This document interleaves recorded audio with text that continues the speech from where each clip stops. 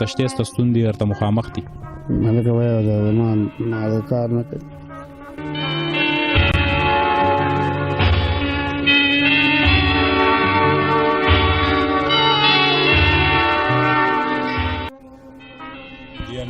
د والد صاحب چې دی هغه په سترګو کې اوښکې رالي او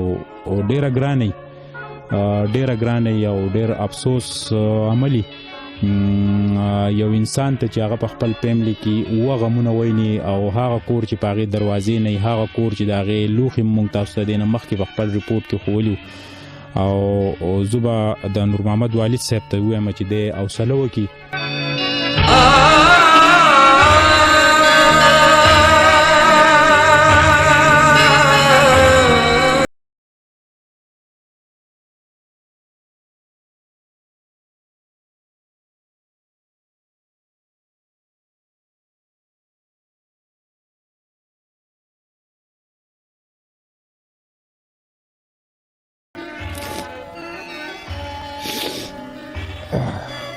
نور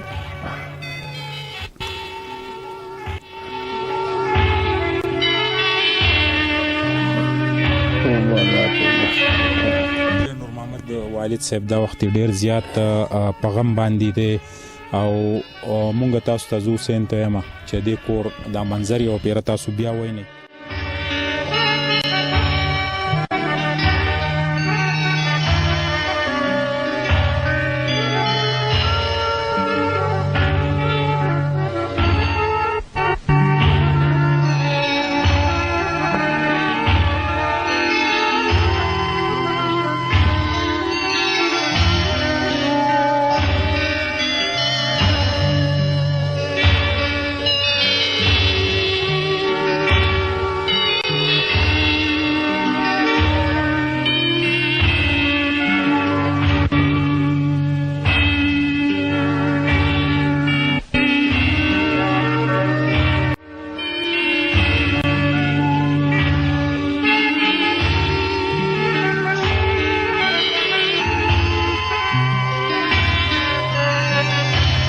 کم چې صاحب حیثیت خلک ته هغه دا ویني او د دې خلکو هیلپ وکي زنګ مقصد پکې زیات تر دی نو دغه خلک دا وخت زمونږ په سکرین په پوره دنیا کې چې د پښتانه تاسو ګوري د زکات هغه تقسیم چې د غم په شو بازی کیږي غریبانان چې د غشان غریبانان دي نو تاسو په دې باندې سخت خپل نظر لري. د دې په باره کې خبر وکړو نن سبا چې په حلقه کې خاني یا یو داسې مالدار کسي نو هغه چې کله زکات ورکوي او غریب له ورکوي نو داسې په نوم ورکوي چې هم زما نوم وشي او نو دا مطلب چې زه ښه شمله نو لکه زکات چې دی د داسې ورکول غواړي چې بل ته مو خبر نشي او غریب سړي ته ولس ته د دې لکه پوره امداد ورسي او خوشحاله شي ورنه دعا ورته وکړي. او بید بچا که د زکات د تقسیم مونږ په خپل چا پیرچل کې چې کم غریب ولس دی د روزو د میاشتو او دا مونږ په صحیح طریقه باندې غریب خلکو ته ورسو نو تاسو خیال دی دا غربت په ختم نشي؟ ولې نه د دې سره به غربت هم د سره ډېرې مسلې مو واري شي ځکه چې په کور کې اکثر یو کسي او کډه بدرنی نو هغه یو کس چې ساروزي او مزدوري کوي او چې راځي نو هغه خبر وي نه د ووري پیسې پوره کول شي نه د رزق پیسې پوره کول شي نه وته نور مسلې وته بیماریان ورته او یو کس کور وته لکه غني کله چې مونږ خلکو له پکار دي چې مونږ د غریب سره ولس سره خیم دادو کو خمنډ تړلو سره وو نو الله به موږ ته ډېر اجر راکړي او غریب سړی به زموږ خوشحالي او زموږ ټول ماحول بدلقي یا د کلی په سطح د به برابري. درنګ جهان منجي زنګ سره عبید باچا چې د دې ځای اوسیدونکو دی او اکثر د میډیا سره په رابطه کې دلته چې کم غریب خلک ته هغه ته کم ستونزې دا غینه میډیا خبري د یو سوشل ورک یو اهم کردار